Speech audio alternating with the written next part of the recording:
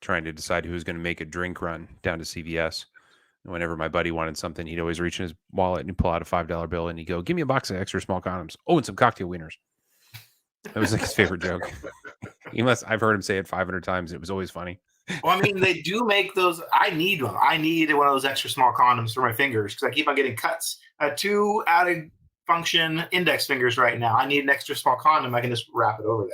I think they make those. They make little They do. little That's what latex they finger really are. gloves. I mean, it sounds like you could just cut the finger off of a glove, but that wouldn't be the same as getting an extra small condom. You think that's bad? Try working at a knife store. Jesus. I'm lucky if I only cut myself twice a day. Oh, I thought you were talking about extra small condoms. How these fly out the door at the knife store. Yes, and we had a customer cut himself the other day. He wasn't being very careful, and he was looking at a knife. And we have a rule that when you show a knife to somebody, you don't hand it to them. You set it on the table, and then the customer takes it. And then when they're done, they set it on the table, and then we put it back. Sometimes that gets crossed, and you end up handing somebody a knife as they're reaching for the knife. Ooh, yeah. It's not ideal. Hitting this. Hey, everybody. Welcome to FFIB. I am Jason. That is Tom. We are Finger Flicked in Box, and we are here today to talk about knives and entertain you with silly tales of cutting ourselves, what to put on Amazon gift orders, upcoming drops. Maybe we can talk a little bit about life at River's Edge Cutlery. I'm about 3 weeks into the job now. We can talk about that a little bit if you want to hear about it. If you don't, I don't want to over talk about it. But I had 3 friends that are good friends with who didn't know that I worked there. And last week they reached out and they're like, "Hey man, I didn't know that you were there." And they're in the knife community. I thought they would have heard by now, but they didn't. I mean, are they in the knife community if they didn't know that already, though? They're in the knife community, let me tell you. Okay. J.H. Cameron is never not present. He's always here. Won a giveaway last night. I did it live last night. I don't know if you watched it. It was very fun doing these impromptu lives. I did a scale swap demonstration last night, and they did a little giveaway. He won some sticker swaggage. Very nice. Join us again. How'd you like those circle stickers? Ooh, those are good.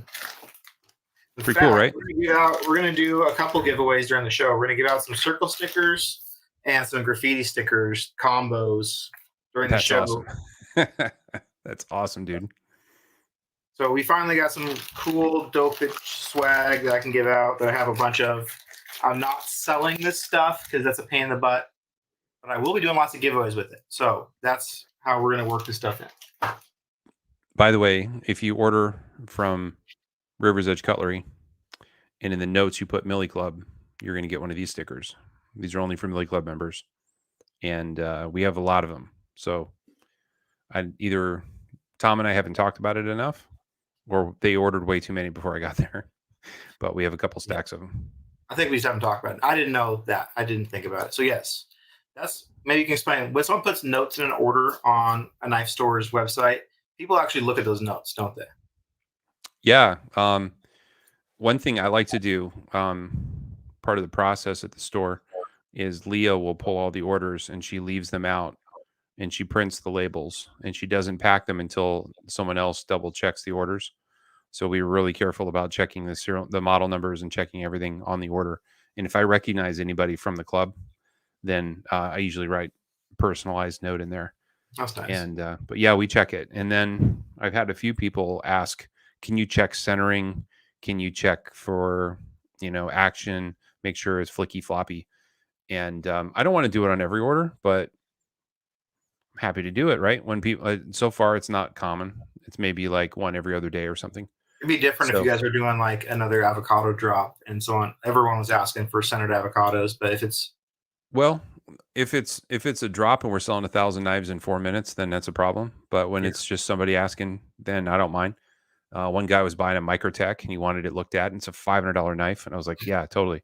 So I took it outside and I shot a quick video of me opening and closing the knife. Yeah. And then I texted it to him and he flipped out. He's like, "I can't believe you guys did that." Nice. I was like, if I was spending $500, I'd want somebody to do that for me. So it's the same thing when you sell it on your own. I mean, really. That's why I'm like, No other knife store is doing it, so I'm trying to make it a thing. If somebody wants us to do that, then we're going to try our best to do it.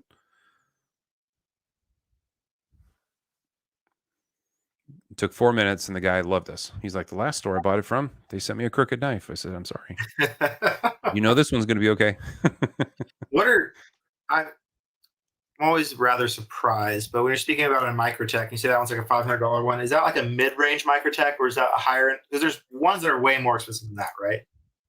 Like those zombie hunter, apocalyptic, blood splattered, crazy. Yeah, I mean, we have a couple matched pair sets in the store that are up to $1,700.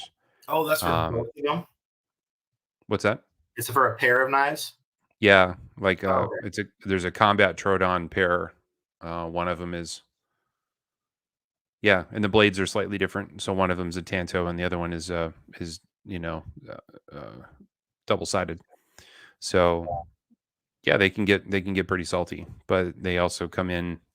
They have a new line that's Chinese made that is down a notch. So I'm going to say $280 up to $2,000. Is it a different brand, the Chinese line, or is it still Microtech? It's Microtech branded. That's the thing I've been the biggest surprise about sharpening is maybe it's self-selecting because everyone says no. I get requests to sharpen Microtech dagger blades every other day. It seems like way out of proportion to how many exist out there in the wild. Everyone wants a dagger blade sharpened, and it's like I've done one, and you can do them as long as they have. It's not a full dagger on one edge. I've done one, and the guy took the blade out and sent me just the blade. There's a lot of them out there. Don't be mistaken. Okay. There's a lot. So I'm not surprised. Yeah. Avocado Millie too. That would be an amazing knife. After I punch my way to the front of the line, you guys can have the rest. But that'd be a monster knife.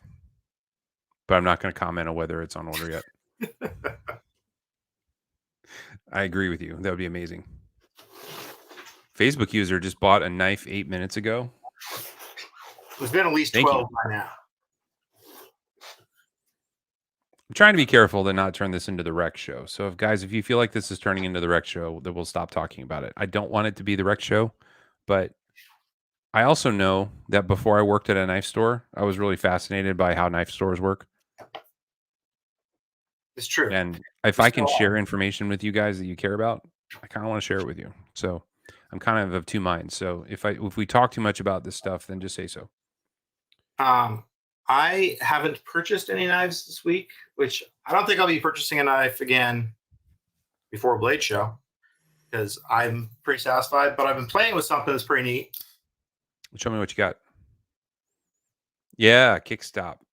Kickstop. I don't know why, but I kind of secretly love the skull clip. I really do, actually. I don't want to admit it, but I like it. So what this is a Chavez, a Riot-made Chavez. It's called the Rendition 229 Kickstop. This is the G10 scaled version. So what's cool about this is if you look, there's no thumb stud. There's no flipper tab. So how the hell do you open this? Well, there's a retractable flipper. You can see the little flipper tab right there. That disappears into the knife right there. Correct me if I'm wrong, Tom, but the label on the side of the blade says Lee Williams Kickstop. Isn't that the fact? It says Kickstop. In very small print. I believe it says Lee Williams. Lee Williams Kickstop. So this is not, the lock anyway is not Ramon Chavez design then. It's somebody else's collaboration. So Lee Williams has the patent on that mechanism. And so he's basically, Chavez has licensed it on that knife. And I love the fact that the knife has that beautiful clean line when it's open. Because without the flipper tab underneath it, it just changes the look of the knife altogether. It's something you and I have talked about a lot with Koenigs. Yeah. The flipper delete Koenig really has a different look than a flipper tab Koenig. So really gives it a cool look. And the coolest thing about this is like a $400 knife, right? Is the blade grind's pretty freaking sweet. Like you get. I'm learning a lot about how to make knives, and I'm finding out just how difficult that is to do. I imagine. a lot of times I see things, I just go, I don't want to think about how that was made because like a lot of engineering processes, industrial stuff. Like I love watching those little short videos of like machines making like springs or other parts and watching like the little arms come out and bend the metal and stuff like that. That's the manufacturing fascinates me. And some things like how did somebody make this look exactly like 1,000 other ones look just like this? It's crazy. Essentially, what I'm learning about that is, if you could hold the knife up again.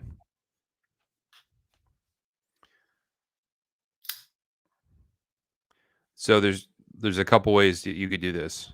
In a non-hardened state, you could take a slab of steel and you can mill it to a specific thickness, grind it to a specific thickness, and then you're going to put each of those facets on the blade.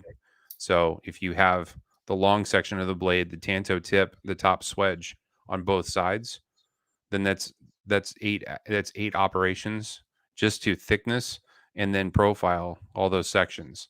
Now Yeah. remember, you probably can't do that on the same machine.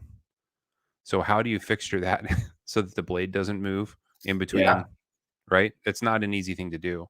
So I And guess you have then to have your flat and you have this area of steel here, I guess, is flat that you can clamp onto or line something up with or put a thing through the hole.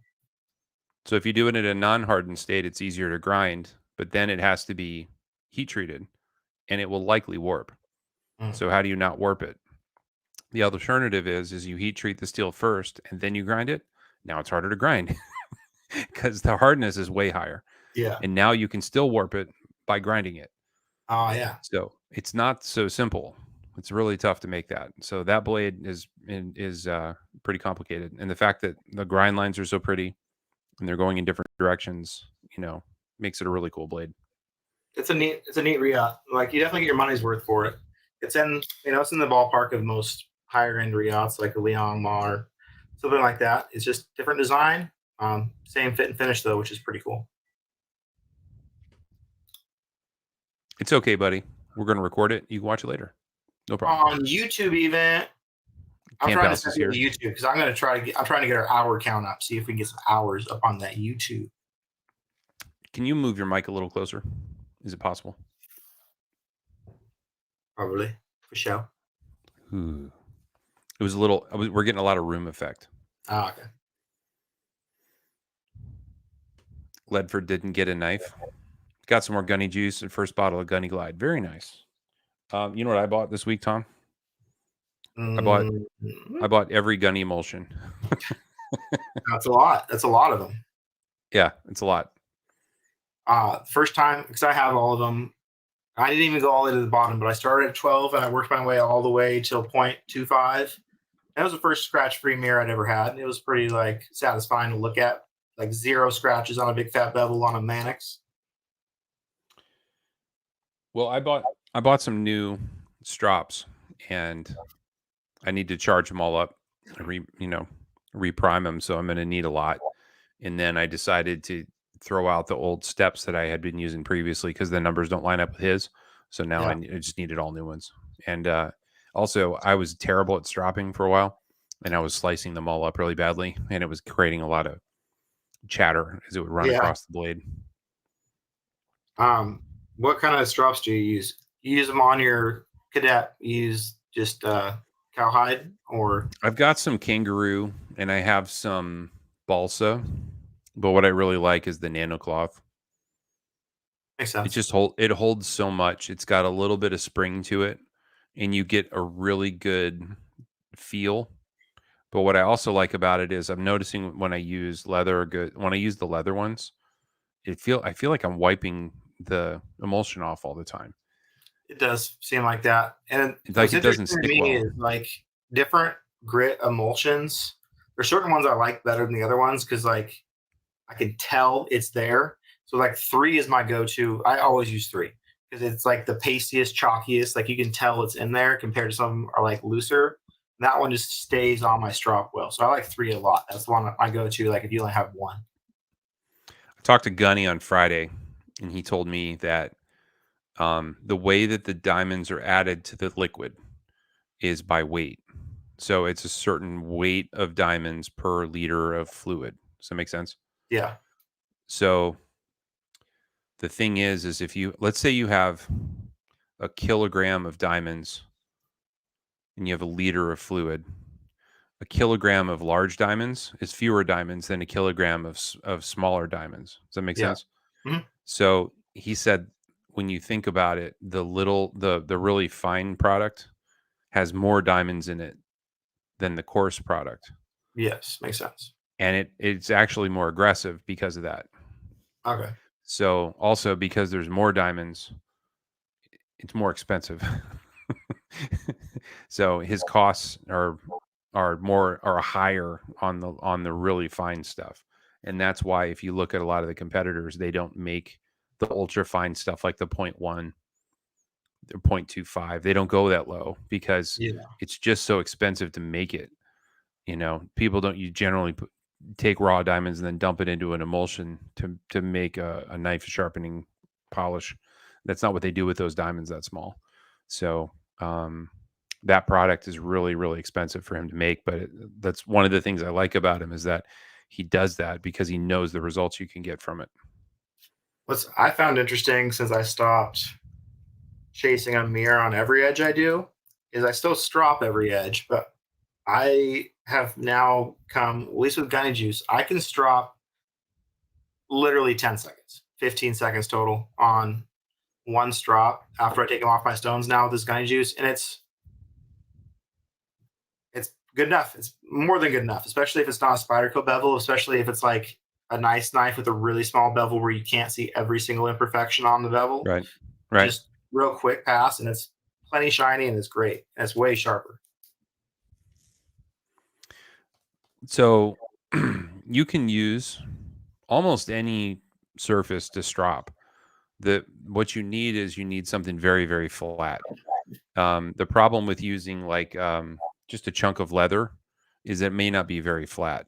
What Tom is holding is a piece of wood that's been machined to be very flat, and then the leather on top of it is also very, very flat. So what that means is when he pulls the knife across the surface, the thickness of the diamonds is having the most impact on the steel of the knife.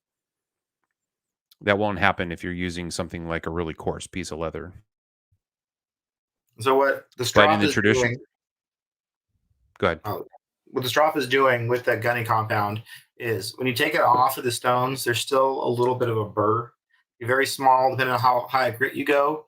But the goal of the strop is since you're only doing pull stroke, like pulling away from the edge, you're basically just pulling off those little fingers and those little hairs and whatever's left of the steel that's sticking off the edge. Strop is just straightening those out, and it also has the side effect of making your bevel shiny. Yeah.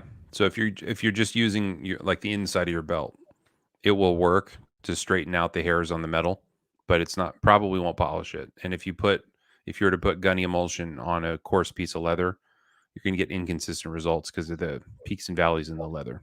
Yeah. So I am trying. We'll see how it gets sold on it. But I ordered 5 new strops, 5 kangaroo 6x1 strops for my cadet from Appstone. So we'll see how that goes. I'm just going to start them at 3 and go 3, 1, 0.5, 0.25, 0.01 and go see how high on the gunny I can go, and then see if I can do next level. We'll see how this goes. We did just get in at Rec some phenomenally good paddle strops from Australia. They're called Sydney Strop Company, and they use kangaroo leather, and the wood is really, really premium. They just came in and they're phenomenal. They look gorgeous. I'm probably going to try to do a live stream with him, the Sydney Strop guy. I'm going to try to do a live stream with him because that will not be boring. I'll talk to an Aussie about sharpening knives. That'd be hilarious. But yeah, they're pretty cool. You guys have any of this stuff in the shop? It's funny you should ask. We just ordered 40 bottles of it. Well, it's probably not going to last long unless people see what it does. It won't. Yeah, I'm almost out of this one. I'm going to buy more. So this is Gunny Glow. This is cleaner. I know it's kind of hard to tell what it is just based on the bottle. But this is cleaner, and I use it a lot now, especially for I use Sharpie on knives, not my own knives, obviously, constantly to sharpen. And sometimes when I let it sit for like half hour and I didn't use water to sharpen, that marker's kind of freaking on there. And it's like right next to the edge. You have to like rub it off without cutting your finger. This stuff, like, it takes it off. It takes everything off, and it smells nice. It's a chemical that's not aggressive. Have you tried it? Have you tried it on your sneakers? Did you find a pair that was slightly dingy? I needed to find a dirty pair, but let's see if I can find one that's got some dirt on it. Something's got to be less than brand new. But yeah, Gunny Glow. This stuff has been nice just to keep around. Instead of using EDCI anymore, I use this. What product is best to prevent rust? It's a complicated answer.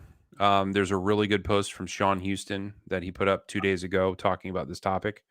If you have a knife that's made from tool steel, it's not made to be shiny forever. Inevitably it's going to age. And what's happening is the steel will oxidize slowly. What you want to avoid is the orange rust. And his solution for the orange rust is Barkeeper's Friend, which is a chemical. It chemically attacks the rust and removes the iron oxide, the rusty part. It will not remove patina because the steel is just going to change color. If you want to try to keep your knives from changing color, you need to keep them oiled to the point where they're not going to oxidize. So an effective but cumbersome way to do that would be to just keep them wet with mineral oil.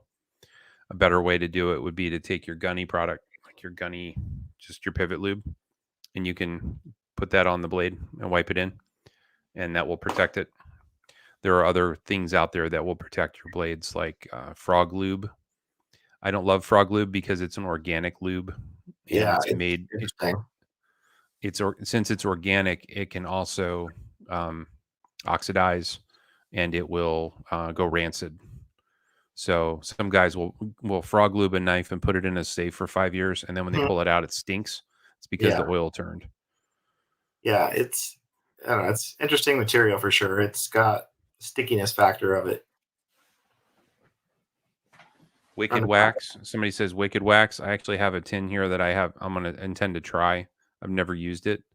Carnauba wax and wax products work pretty well on steel, but it's something you're going to have to apply frequently.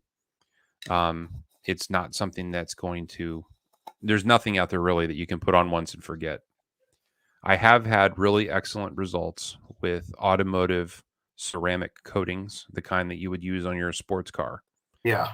It's better than wax. It contains ceramic, and it's in a bottle, and you shake it up and you put it on an application pad and you wipe it on.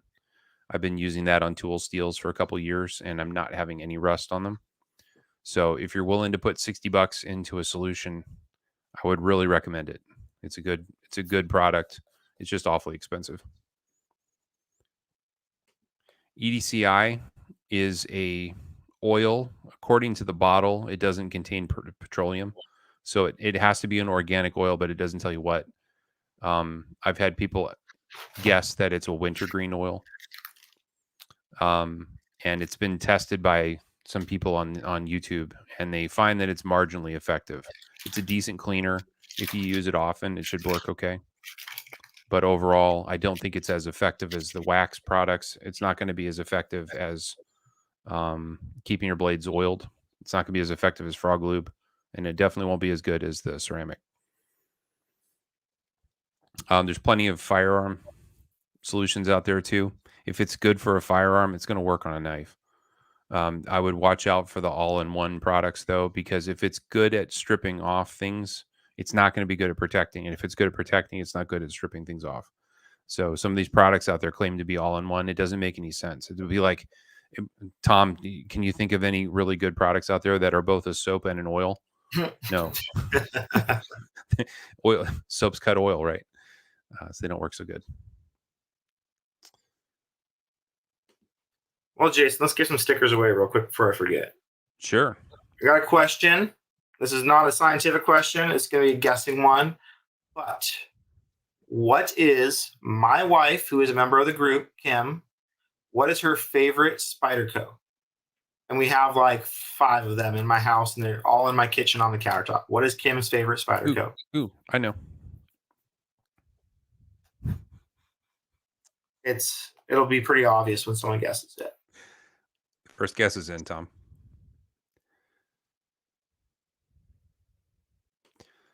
Null says Delica. Ooh. Sorry, it's not Delica. McBee? No, not McBee. There we go. I'm not counting Dan's guess because he's been told he's not supposed to play. Brad Dawson going to the kitchen knife. No. The dragonfly. That is my secret to getting your significant other into knives. Get a box cutter for opening Amazon boxes. Leave it on the counter in the kitchen. Pretty soon, like, hey, where's my Spyderco? Like, excuse me, your Spyderco. Oh, yours. Oh, interesting. You have a Spyderco. Okay, that's cool. I'm cool with that.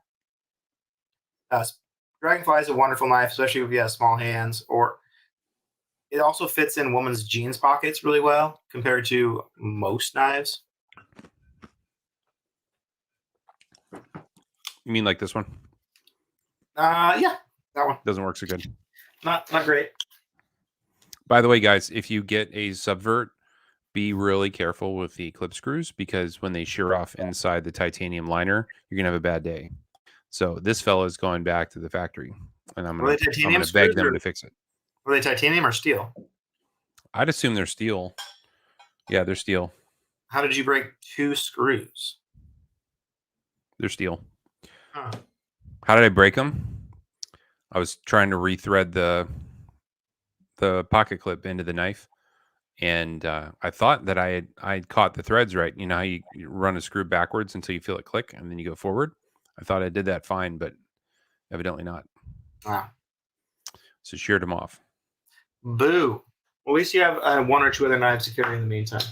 I do have a few knives I can rely on. Yeah. I cry myself to sleep on my PM2s. Let's see.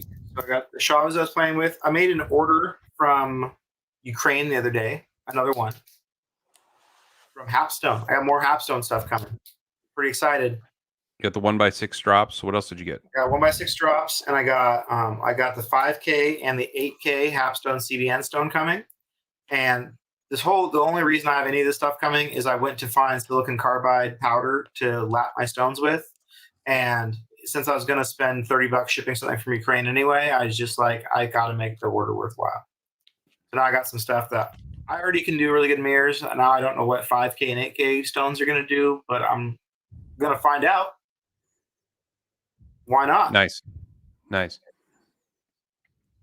have a knife in my hands that's an interesting one to talk about.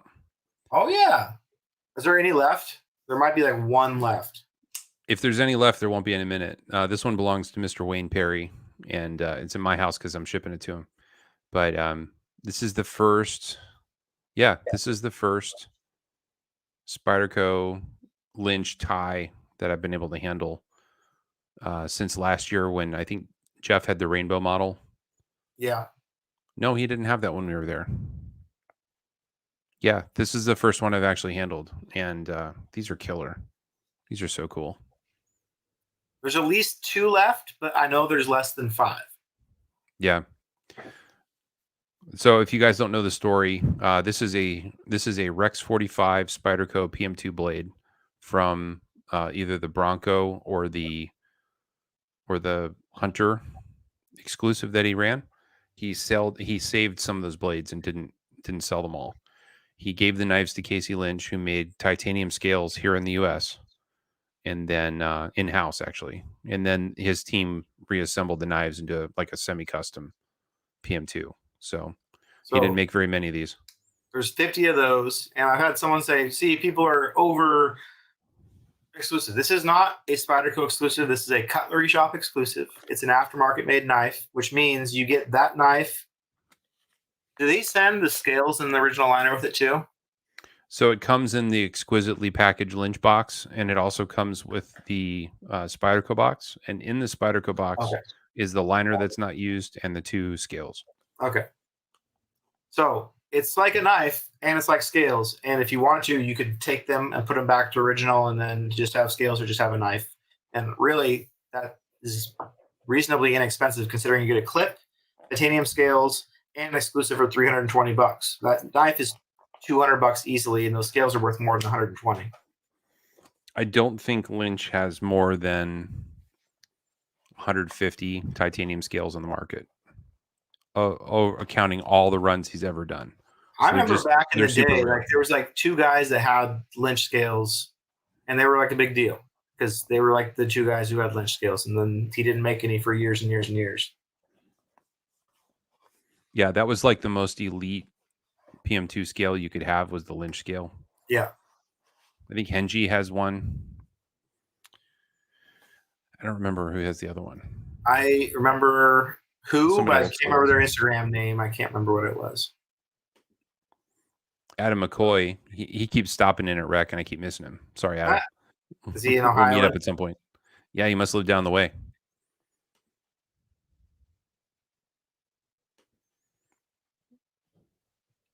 Yeah, there's a tie scale. Danny EDC has the prototype that has like a rainbow anno on it, and they're unbelievable. I love Yeah, those. cool. That I'm gonna get that one when that one comes out, I think. Definitely. So, yeah, that one's here.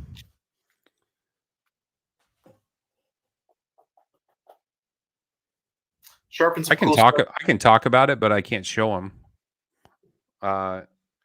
There's a giant mouse drop happening on the 2nd, and it's the new Ace Grand Mini, which they're calling the Atelier.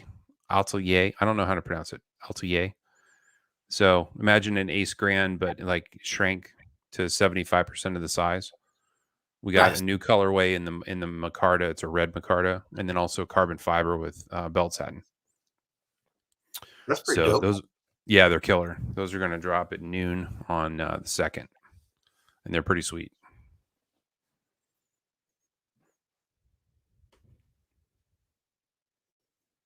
Wait, got to fix the Facebook user. Okay, I'm back. Oh, must have been Gilman. That's true. The Synapse XL dropped on like Friday, or was it a week ago? I think it was. No, I can't remember. I think it was a week ago. Yeah, it was a week ago on Friday. Yeah, the XLs dropped again, and that knife had been out of circulation for quite a while, but they're killer. I guess like the third round of them, V1s, V2s, and this would be the second round of the V2, I guess. Unless he made a V3, I don't think he changed anything else. I think he sold a couple hundred of the first round and then none again. I don't know that. Well, there's V1s that had the pointy clip, and then he came out with V2s and had the flat clip, and now this is, I think, the third. You're right. Yeah, the serial numbers got kind of high. So, JH, what do you think of it? I'm interested to know what you think of the knife. It's a big knife, but it's so fun.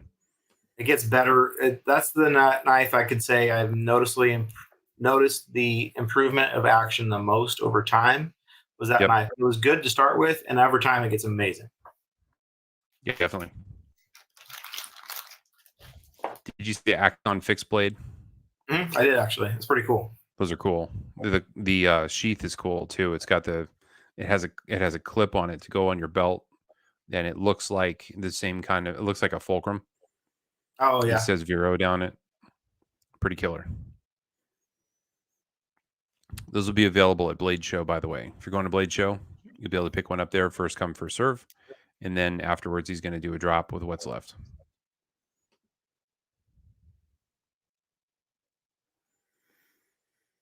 There's a Cerberus drop on Monday, Tom, at noon. So you'll be able to get those at Cutlery Shop, and you'll be able to get them at Rec. Those are the only places you can get Cerberus scales. I don't remember what color is at Cutlery Shop, but at Rec you're going to be able to get butterscotch micarta with a red moon glow pivot collar. Fancy. They look awesome. I've seen a really cool picture of the pivot collar, and it looks like it's on fire. They look great. And the butterscotch, by the way, guys, go to your refrigerator, open a jar of butterscotch that you pour on your kid's sundae. It's that color. It's really butterscotch. It's pretty good.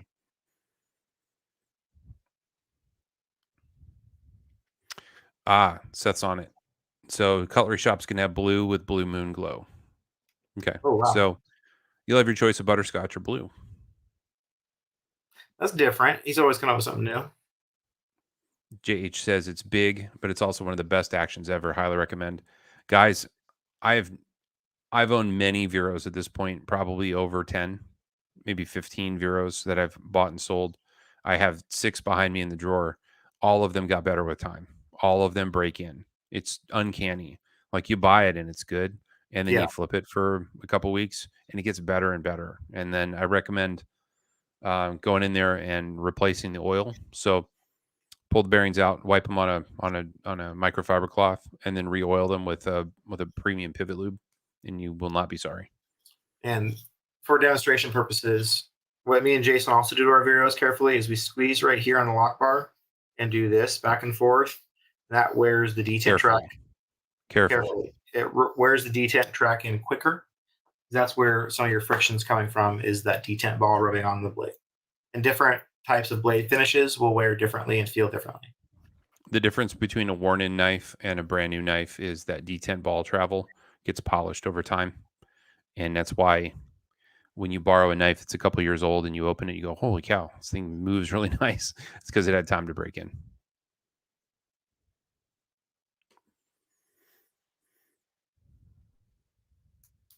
Looking forward to Blade Show, Tom. It's like So is 5 Beartail. weeks. 5 weeks away from today. I think it's 33 weeks. By the way, if you're going and you need passes, over in Rec, we've got some discounted passes. They're only $50 for the whole weekend. Oh, wow. You just go in there and there's a link you can click on and you can on the get website? a 3-day pass. It's in the Rec room. Oh, okay. Yeah, it's gonna be a good time. I need to look at our pictures of our house. We have a pretty dope house, though, right? Looks pretty good. Looks pretty cool. It's a little bit further from the venue than the one we walked away from, but it also doesn't look dangerous. That neighborhood was sketch. Yes, it was.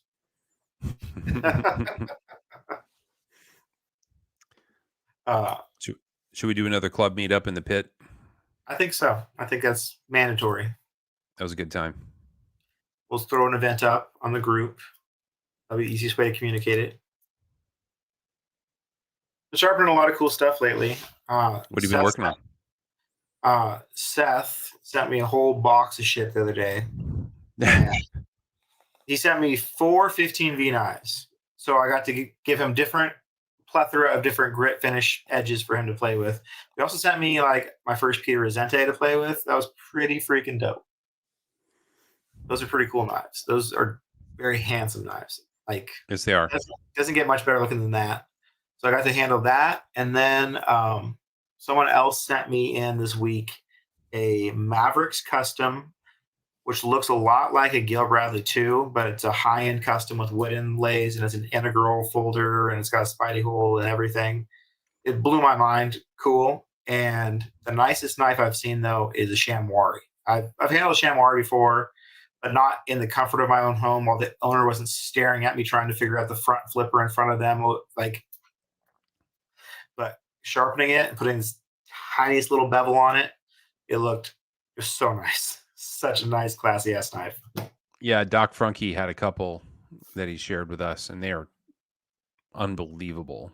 I've never handled a knife that felt like that in my hand. They're unbelievable. If you guys get a chance to handle a real one, I recommend it. Yeah, I owned a Sham a fake Sham from Wii, and it was okay. It looked like one. It functioned, but not with my hands very well. But the real ones, I can't front flip knives. My fingers just don't go that way. But chamois, it works. It's just such a good knife, and it's so smooth and delicate. And they do the coolest pivots. That big bullseye, this concentric rings pivot, like this. Yeah, spirograph pivot that like Frunke has, but even just the normal Zerk one, those are really cool too. I dig those knives. I might look into getting one. that would be worth chasing. Yeah. Well, at Blade Show, though, that was one thing, is I didn't know what I wanted to get at Blade Show. That was, so I got my Roosevelt. I think I'm going to be like, I don't even need to show up early. I'm going to show up early. But I don't need to buy a best tester. I don't think they have limited edition best testers there. They're going to sell out right away. I don't know that that's something you can buy at the show. I don't know, but I've never looked around enough to know if I could or could not. They're made by Sharp, the calculator company, Oh, okay, really? and there's a retailer online you can get them. They're $260. Hmm. There's just one kind, or is there? It's the one that everyone has. Okay. Oh man, I was gonna say something. What was it?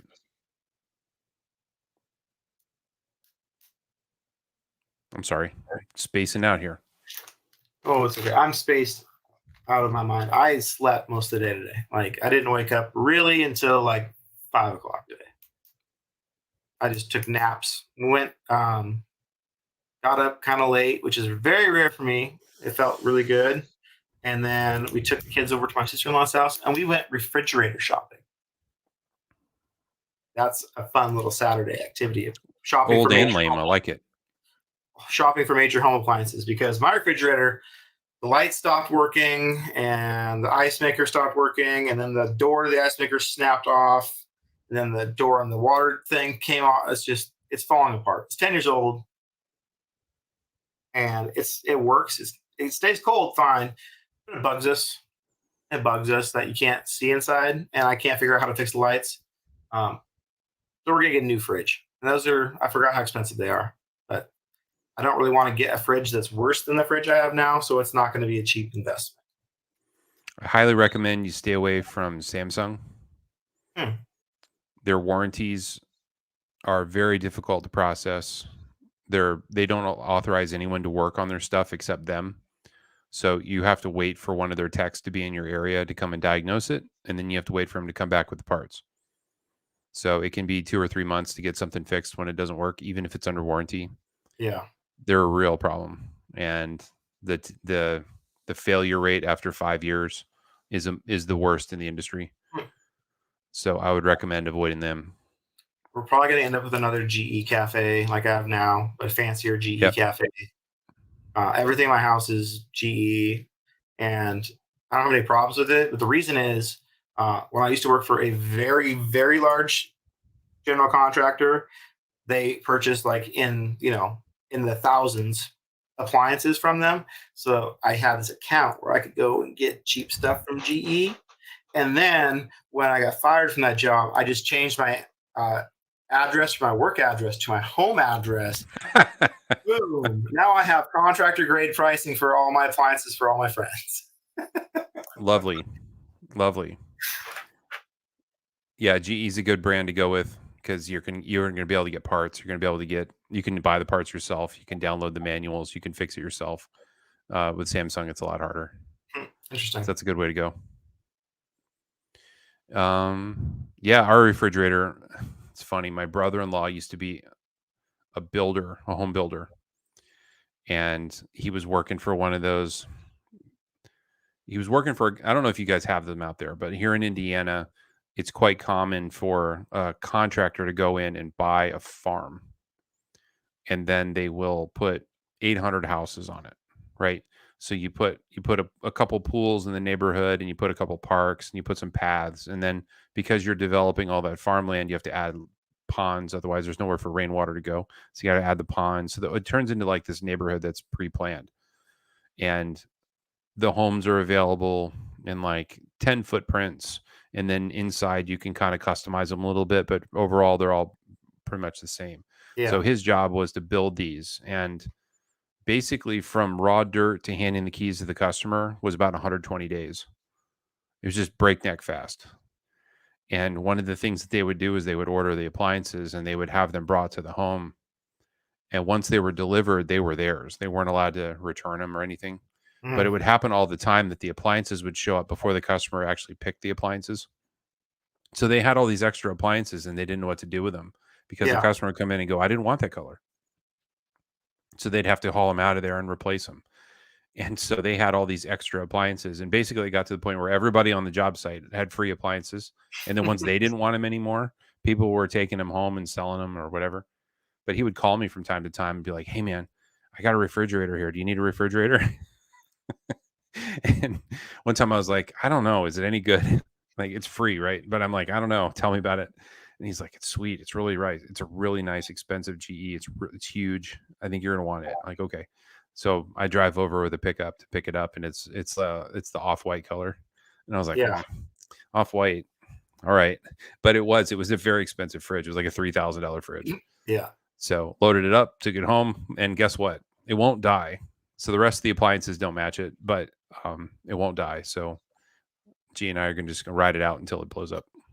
There's a lot of interesting things about construction, and one of them is like the extra stuff you end up with. Sometimes it's more of a burden to figure out what to deal with than to not have it at all. Like Yes.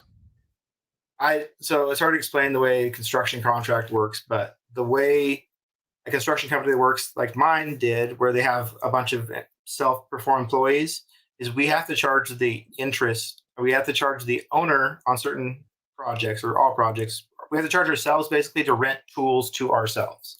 We have a big shop that's technically a second business, and you rent tools from that shop, and then you charge the owners for that shop. Well, sometimes you're on a job site that's 2 hours from the shop, and you need a freaking sawzall right now.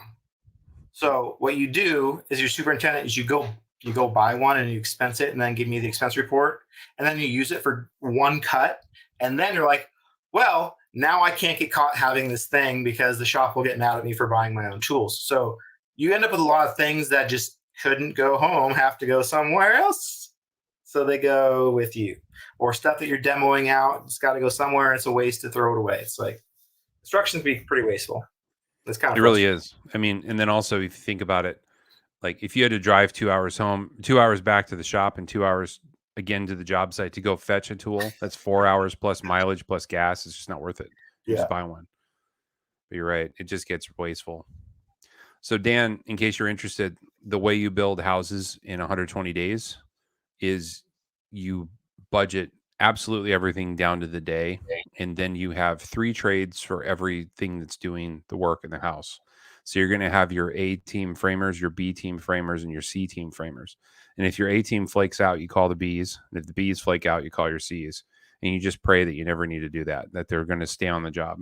But that way you're never without the person who's supposed to be working on that thing in that moment.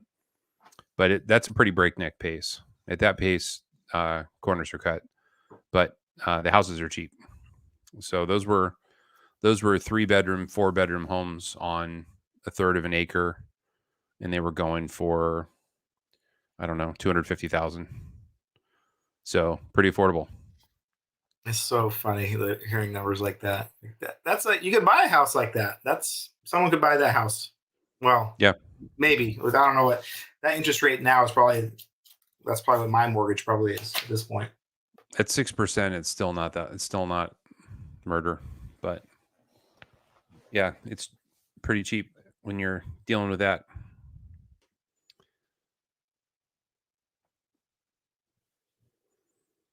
If it sounds too good to be true, it probably is. You're gonna find corners cut in places you don't want the corners to be cut. So it's well known that the way to handle that is you want to come to the job site. If that's your house and they're building it, right? The way you do it is you show up every Friday around 3:00 with a couple cases of beer, maybe a pizza, and you just walk around and shake everybody's hand and go, "Thank you for building my house. I'm going to bring my family here. We love you. Thank you for building our home. I can't tell you what this means to me." And you give you leave the cases of beer with the foreman, and you just hope that greases the skids. Makes everything go a little bit smoother. That's the secret.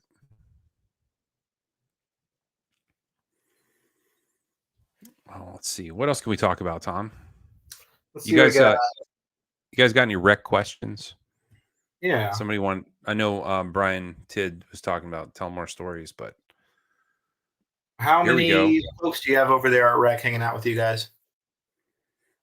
Before we get to that, let's hit this question. 6-inch stones on a KME. Unfortunately, you can't do that. You can do that, but you have to own the Hapstone Universal Stone Holder.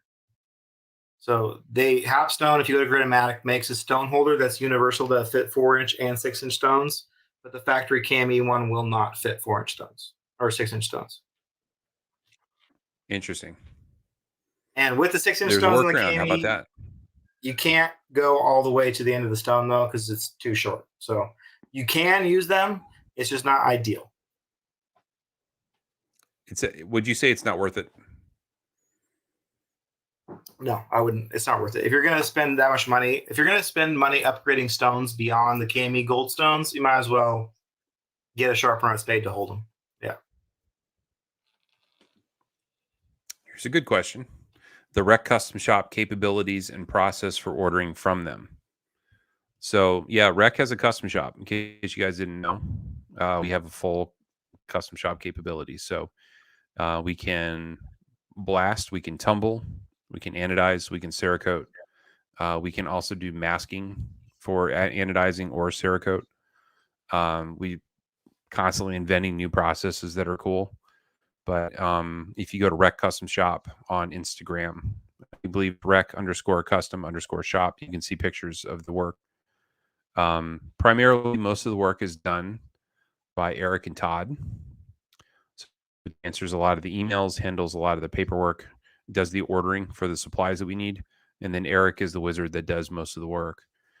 Mike Kent used to do the Cerakotes, but thankfully he's passed it off now. Eric's the man. So definitely a good way to do it. If you're interested in doing a custom shop order, I bet there's a contact form on the website, and right now I don't know. Another way to do it would be to call the store. Just call them up. You're going to want to ask for Todd, and then talk to Todd about you, and we can build you a quote. You guys have your own custom shop Instagram account, right? Or is that still going? Yes, we do. It's rec_custom_shop. So they could just message that one direct and go to somebody that could figure that out. That would work fine. Yep. If you send us the knife disassembled and we send it back to you disassembled, it's cheaper. If you send us the complete knife, it costs a bit more because we have to break it down. If you want us to reassemble it and make it pimp before we send it to you, we can do that. It's not a lot more money, but it's just a little bit more time. But some people might just send us a blade to work on. We're happy to do that. We also have a laser, and the laser will do color laser engraving. So we can do a lot with that. Native 5 Rec exclusive. This is a fabrication by Brad Caldwell and Dan Tan. They are trying to troll everybody. They're trying to will it into being by just talking about it. And it's a native 3 too. It's not even a native 5. That's crazy. Right. I will neither confirm nor deny that there's a native 5 Rec exclusive on order. KME needs product research. Steven, I would say that KME does what they do really well, and they're a good value. I would say, I don't think they're definitely not Cadillac. They know the sharpening market, I would say, at least from the social media side of it, better than any other company I'm aware of, because Brian Patrick Spalding not only is in every single group, he's a group expert in our group. Like, he's an active participating member in the online community for sharpening. So I would say they are aware of the sharpener they make. They fill a niche that they're trying to fill. They're not trying to compete with like $1,000 TS prof. They're making a sharpening kit for the average person that kicks ass. Yeah, they definitely have what they do. They do well, and you can get extremely good results on a KME. There are fancier systems that do more, but they're good, and they're made in the U.S. and the customer service is excellent. I don't know anyone. I've never heard a bad story about KME customer service. Oh, hell, that's ridiculous. Like, you can complain on a random post somewhere on Facebook, you will likely get a response from Brian saying, "What can I do? Let's figure this out." So they will take care of you for sure. That's one thing that sucks though. Like, when people ask for a sharpener recommendation, it's hard to put all these factors into it. Like, because I don't use a KME anymore, but I became a legitimate sharpener because of KME. Like, the system is so simple that the reason I can use my TS Prof now is because I learned all those skills on KME. So when people are like, "Well, why don't you recommend a TS Prof?" I'm like, because my TS Prof setup with my stones and all my stuff is like $1,000, and a KME is $200. So it's, for the price, you can't beat it. I think you're right, Steven. They could modify their system so that they could do 6-inch stones, and maybe down the road they'll release like a 6-inch version. But remember that going with a longer stone means more expensive stones, means moving into a higher price point. So And yeah, honestly, the KME is originally designed. I don't know how people use it this way to be used handheld. Like you're supposed to yeah. hold on to it with your left hand and sharpen with your right hand. Like I use it with the base, and I think most people do as well. But like 6-inch stone and holding it by hand seems like it'd just be a lot of extra effort for if you're just doing pocket knives. If you'd like to know about the club knife, I recommend you go and watch the interview that Tom and I had with Eric Lesser about a month ago. It's pinned in the announcements at the top of the group. Everything that we know about it was talked about in there, and we don't know anything since. So we have no updates on that. Trust me, I was hoping to get more information after the show, but usually when we end these shows, like we hit end and then we get a little debrief afterwards. But Eric definitely like we ended the show and I had so many questions I wanted to ask him off camera. And he's like, okay, bye. And I'm like, oh, I'll wait for next year and ask those questions again. Bye, buddy. I miss you. I got an ABL mule and put a 14 degree on it with my cami, and it kicks ass. Absolutely. So, guys, I saw a post yesterday. Somebody was asking what angle should I put on my shaman, and it's not an easy thing to answer because I don't know how you're going to use it. I don't know what you're cutting, and I don't know what steel it is.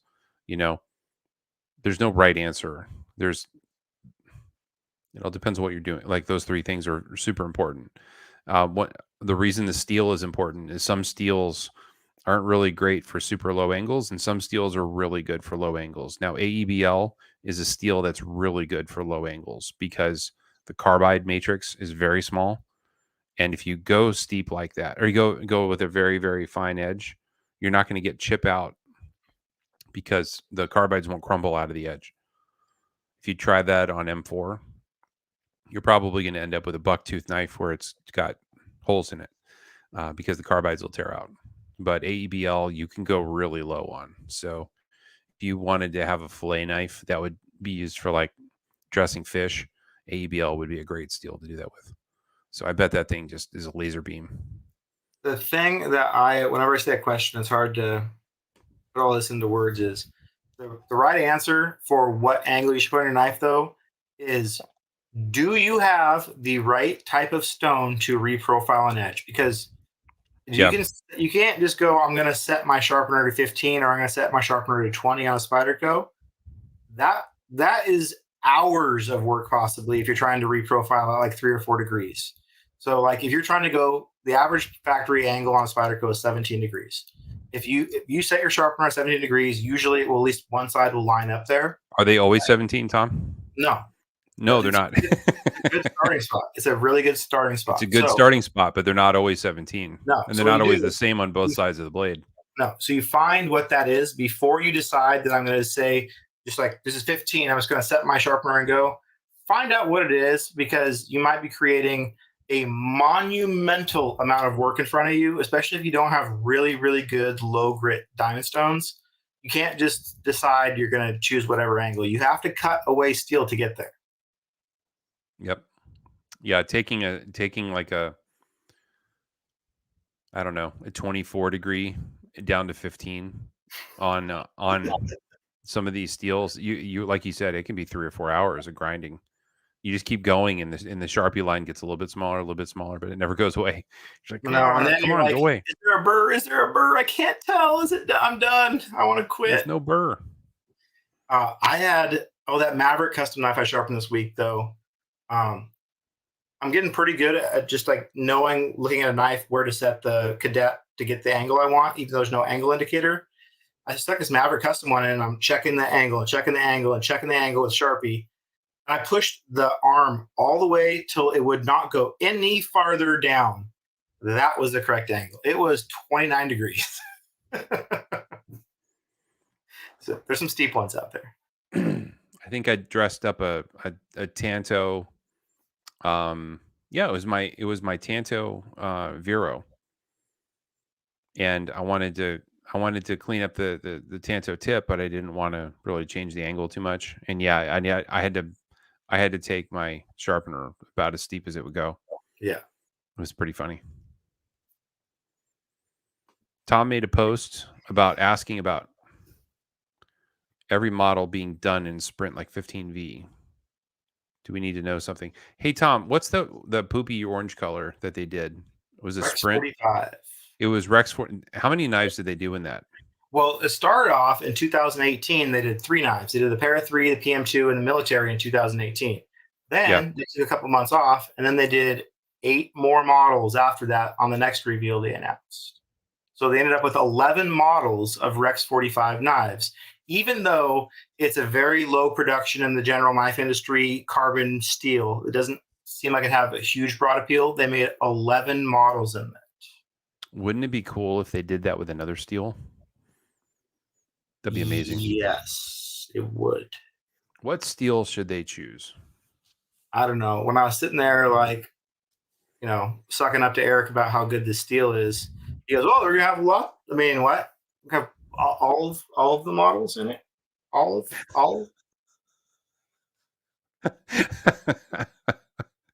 Hmm. He said there will be something in regular production coming out in 15B as well. That's of the normal lineage of golden knives. You know what that means, fellas? We're not done with 15V. It's not going anywhere. Tom, I decided that the second PM2 I got from you, Yeah. this is gonna be my new ride or die pocket queen for the next couple weeks. You gonna scale swap it or leave it stock? I'm gonna leave it stock. Why not? So that's the second. Looking at it, what is your impression of that second? I know why it's a second. Heel? It looks no, not the heel. The reason is the blade finish. The blade finish here looks different than the rest of the knife. It looks like it either didn't get tumbled enough, or the milling was coarser here than anywhere else. So that inconsistent finish, I think, is why it got banged out. But it certainly isn't. It isn't centering, and it isn't action. I put a little gunny in it. I backed the screws off just a tiny bit, and then thread locked them so they don't spin on me. Yeah. And now it runs great. But yeah, I'm going to carry this one for a while because when I'm at work, I'm cutting stuff a lot, and I have been carrying a Tanto Sabenza, which is your favorite.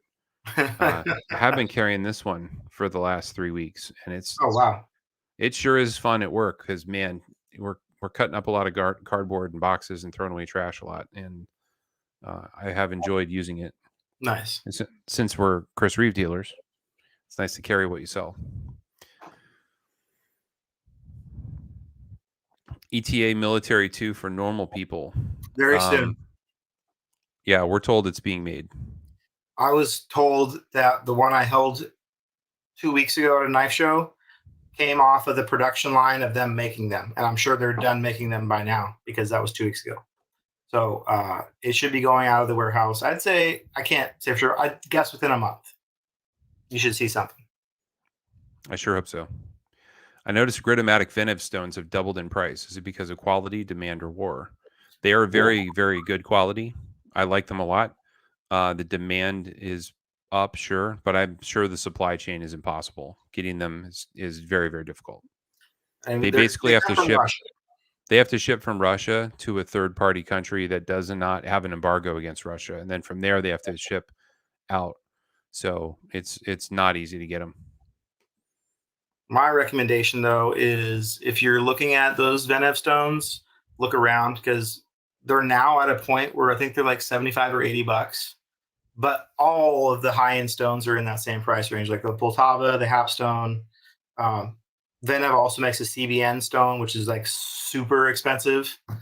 So there's other options out there in the same range. And me and Jason bought our Venevs originally just over a year ago when the war started because we kind of saw this coming that Russian stuff was going to be harder to get and a lot more expensive.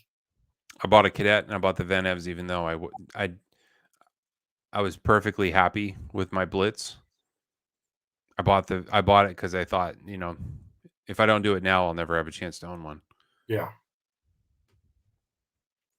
It's hard to beat geometry on any steel type. I've fallen for 17.5 with 600 grit edge stropped, especially on tool steels. 1000 grit on stainless, like 30 or 90. I can't wait to sharpen that 15V, given all you guys have raved about it.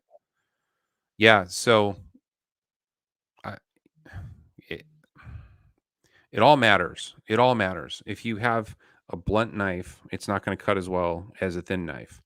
And if you have a steel that's full of carbides, the edge should last longer, but only if you put the right edge on it. If you put a toothy edge on it, it's going to be meaner and it's going to last longer than if you polish it. So there's lots of things, there's lots of variables there. That's why a hard and fast answer to what's the best edge on a PM2, it's very hard to answer that question. It's like saying, what's the best food? Well, that's obvious. It's bagels. It's not bagels. Ice cream. No shit. Duh. It could be ice cream, could be tacos, could be Ooh, nachos. taco ice cream. Oh, yeah. Yeah, could be lots of things. When's the 2023 coin coming out? It's not designed yet. But now we can start working on it now. I'm not certain how we're going to distribute it yet. I have a pretty good idea for what I want it to look like, and I feel pretty good about the design. But I haven't discussed it with Tom or even mocked it up, so I need to do that. I also have no idea how many to order or how to distribute them. I think Cutlery Shop's still in.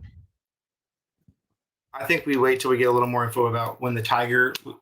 We know a little bit more about the Tiger. Maybe that might be a good indicator of when we kick this off. I think that is a waste of time. That's probably true too. Well, we don't know much. We'll figure something out. We'll get you guys a coin. There'll be a coin before the end of the year. Dan's telling stories. Don't listen to Umberto. Josh says the best food is meat. Meat don't hurt. 20,000 coins. I wish. That'd be nice. How about all those dudes that'll jump into a conversation about coins and go, I don't want one. I don't get it. Like, why do you guys want this? I know that I'm not actually an active member of this Facebook group and I've never said anything, but I want to ask why. I don't get it. I understand. I don't want one. It's just a total mystery. Like, thanks for telling us. Okay, you don't want one. All right. Yeah, most things in life, I don't own most things, but I own some things. I don't expect you to own all things either. It's okay. It's like going to a dinner party and you hear 4 or 5 adults talking about the best amusement park rides they've ever been on. And then you walk right over and go, I hate amusement parks. Okay. I don't even like elevators. They're too exhilarating for me. I don't know. You just get on and then it's over. Snacky treat. With little fruity pebbles in it.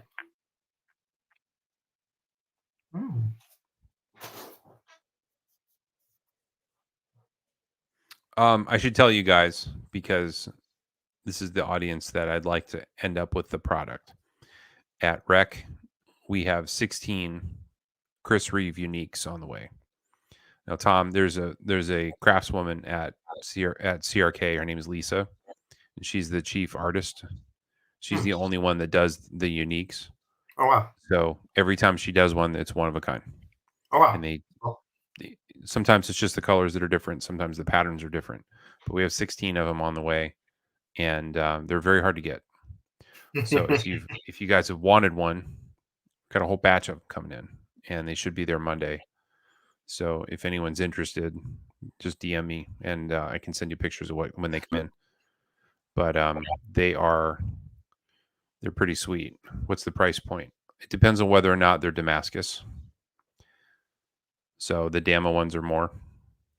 I don't know what's coming. All I know for sure is 5 are lefties, and then 11 are righties. So guess who might buy one if there's a lefty? We'll see. I'm blowing all my Blade Show money on not Blade Show stuff. Yeah, I guess so. Yeah. Well, I think I gotta run to the family time. Yeah, it's about that time. A Yeah. little over an hour. Yeah, this should be full size and smalls, and I believe they're mostly Sebenzas. but I could be wrong. Well, kids, thanks for watching. Thanks for being a part of the show. It's been a very special evening. I'm glad to be back on track with this. If you want more of me, I intend to do a rec report live from rec weekly. I don't know when I'm going to start doing that. I'm going to aim for next week. I'd like to be doing this kind of show for River's Edge because it's fun and it's silly. And I already have a mate. Gabe is awesome on camera, so we'll probably do it together, but it should be fun.